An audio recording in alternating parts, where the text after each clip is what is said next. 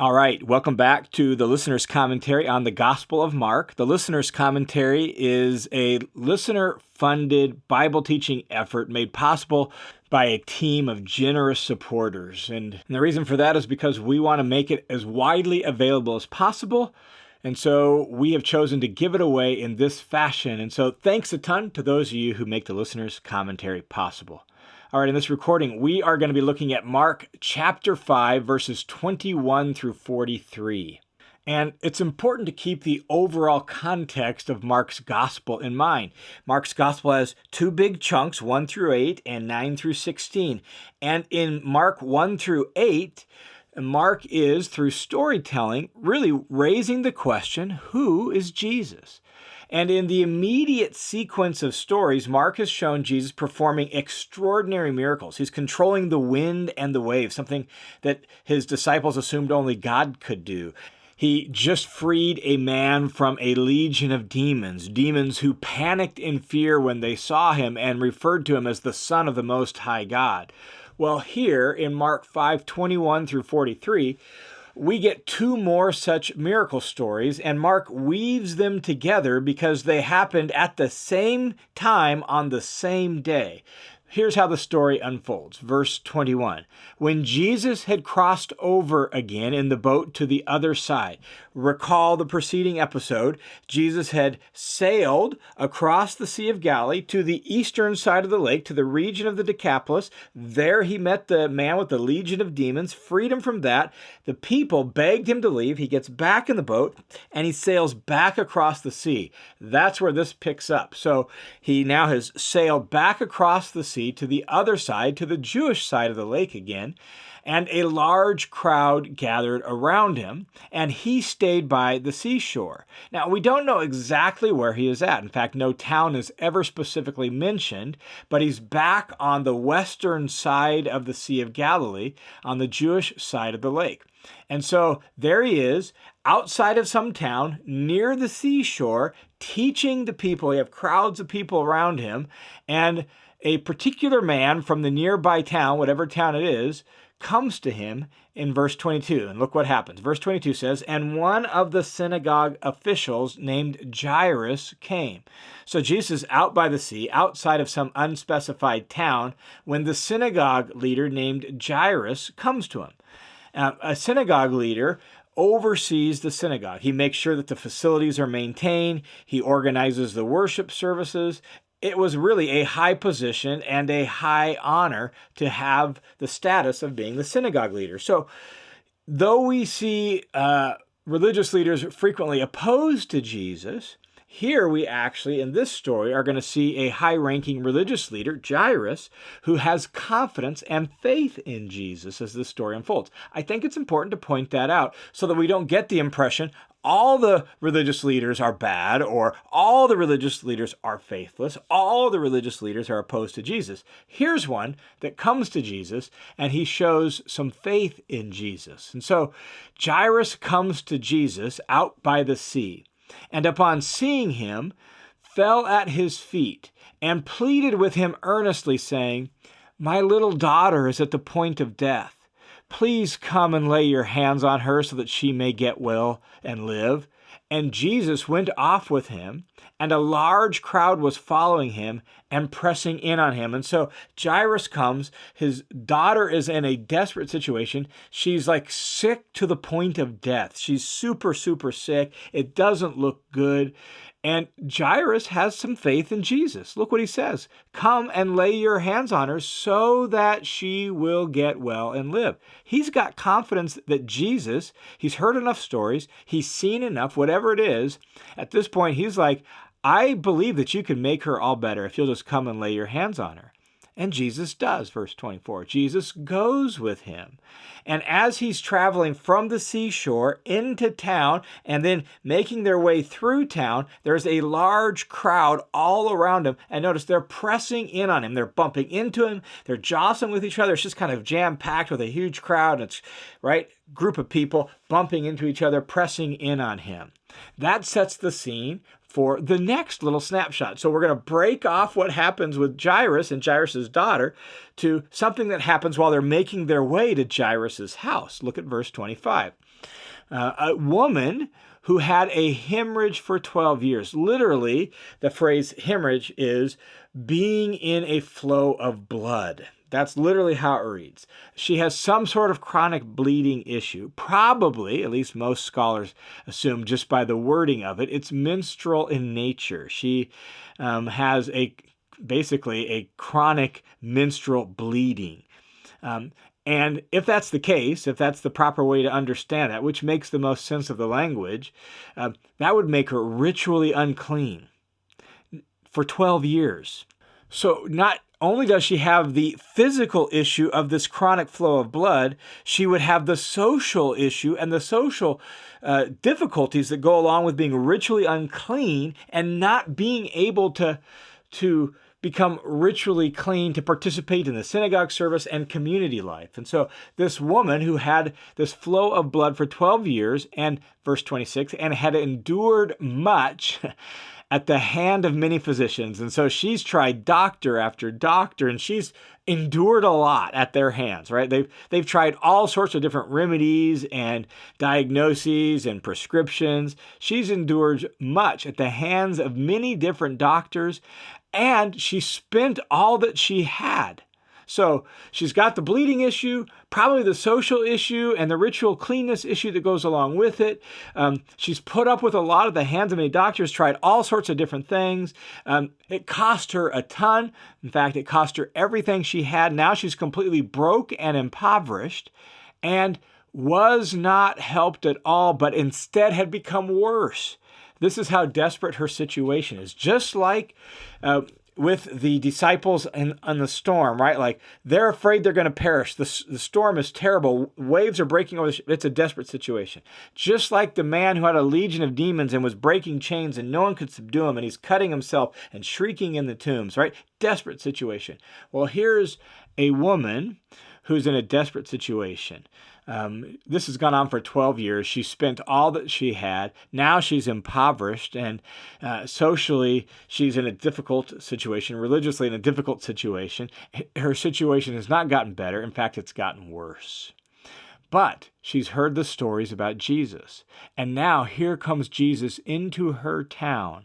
And so, verse 27, after hearing about Jesus, she came up in the crowd behind him and touched his cloak. There's all these people, like jostling and bumping into each other as they're trying to make their way to Jairus' house, right? This woman somehow works her way through the crowd and reaches out and intentionally touches his cloak. And she does it intentionally, and she does it in faith because, as verse 28 says, for she had been saying to herself, if I just touch his garments, I will get well. We've already seen in Mark chapter 3, verse 10, how people were touching Jesus and being healed. And in the next chapter, Mark chapter 6, verse 56, it says, all who touched him were healed. Well, this lady is coming with that kind of confidence. She's coming to say, if I can just touch the fringe of his garment, I will get well. This confidence stems from the story she's heard about Jesus. After hearing about Jesus, she's heard stories of people being healed. She's heard stories about his authority and power that's been circulating all around the towns and the villages of Galilee. It may also be associated with maybe things of hearing those stories and putting it together with people saying he might be the Messiah, and maybe then taking some Old Testament passages about when the Messiah comes, how he's going to heal. Maybe even passages like that in Malachi about there being healing in his wings or perhaps fringes of his garment. Who knows exactly how she put it all together, but it's those kinds of ideas and those kinds of stories that she's coming with. And so she comes with faith, with confidence in Jesus. She reaches out, and in the midst of the crowd, she just gets close enough that she can touch the hem of his garment. And verse 29 says, immediately the flow of her blood was dried up, and she felt in her body that she was healed of her disease. Immediately, she's healed. The bleeding stops, and she can tell, It's better. What no amount of money had been able to do, and what no doctor had been able to do, Jesus did simply by her reaching out in confidence, in faith, and touching the fringe of his garment. Well, Jesus knows something has happened. Look at verse 30. And immediately Jesus, perceiving in himself that power from him had gone out, turned around in the crowd and said, "Who touched my garments?" Not just generally, but like with a specific purpose. And somehow, we don't know how, somehow Jesus could sense, he could tell that healing power had gone out of him. Since I've never healed anyone, I have no idea what it feels like to heal somebody, but presumably Jesus knew what that was like. He could sense that, and he knew that that had happened in some sort of way. And so he turns around with all these people around him, and he said, "Who touched my garments?" He doesn't want this healing to have happened anonymously. He wants to acknowledge this person. He wants to make sure there's a face-to-face connection with this person. That's the reason he asked the question. The healing is intended to lead to relationship, relational faith, to discipleship to Jesus. And so her getting healed without him acknowledging her and her acknowledging him is not the way it's really supposed to work. And so Jesus wants to acknowledge who this person is. And so he asks, "Who touched my garments?" Well, the disciples are like, "Jesus, you're crazy. Look at all these people." Verse 31, his disciples said to him, "You see the crowd pressing in on you, and you say, 'Who touched me?'" Like, people are bumping into everybody as we're trying to get through this town and get to Jairus' house. But it wasn't just someone bumping into him. This was a reaching out in faith, and Jesus could perceive it in himself. And so he looked around, verse 32, to see the woman who had done this. But the woman, fearing and trembling, aware of what had happened to her, came up and fell down before him and told him the whole truth. And notice her response. She comes to him fearing and trembling. This has been a theme through these extraordinary miracles. The disciples, after Jesus calmed the storm, were afraid with a mega fear. The townspeople and the people from the countryside were afraid when they saw the man sitting there in his right mind and clothed around Jesus. Well, here, this woman comes up to Jesus fearing and trembling, like there's this sense of fear and awe and respect, and she falls down before Jesus and she says, "Here's what happened." She tells him the whole story, tells him the whole truth. She had hoped to be anonymous, but Jesus wants to make sure she's acknowledged and that she acknowledges him. And so how can she be fully restored without this, right? Like, how can she be fully connected to him without this acknowledgement of each other? How can she be fully restored to the community without this, right? Like, and her reaction, this trembling and fearing, speaks of her awe and her amazement at what has happened to her and at Jesus and his power. And after hearing her story, here's how Jesus responds in verse 34. And he said to her, "Daughter, your faith has made you well. Go in peace and be cured of your disease." Now, she was already cured, but this is an acknowledgement of what has happened. And it's an acknowledgement that he's the one that did it. And it's an acknowledgement of his power and his healing power and her faith in him. This is central, and this is super important. Also, what's fascinating here is this is the only place in the gospel where Jesus addresses someone with the term of affection or the term of endearment, daughter. Notice he acknowledges her. She has experienced 12 years of most likely social drama and social distancing and ritual uncleanness, and like her community life has been broken for the last 12 years, and Jesus says to her, "Daughter," welcoming her back into the family of God's people. This is her restoration to the community, to the family of God. And so now she can go in peace. That is, she can go in shalom, in wholeness, and in blessedness that comes with her restoration. And so your faith, he says, has made you well. Your faith literally has saved you from this disease. And if you'll keep trusting me, it'll save you in a full sense. And so she can go in shalom. She can go in peace because she's been restored. Now, remember where Jesus is heading in the midst of all this. This is an interruption. He's on his way with Jairus to go to Jairus' house because Jairus' daughter is on the verge of death. She's sick to the point of death. That's where the story started. He got interrupted by this moment here with this woman who desperately needed his help. Well, the crowd is still around him, and Jairus' daughter still needs his help. But here's what happens, verse 35. While he was still speaking, so while he's acknowledging the woman, people came from the house of the synagogue official, from Jairus' house, saying, "Your daughter has died. Why bother the teacher further?" In other words, they conclude all hope is lost. And so Jesus heals this woman who's in a desperate situation while he's on his way to Jairus' house.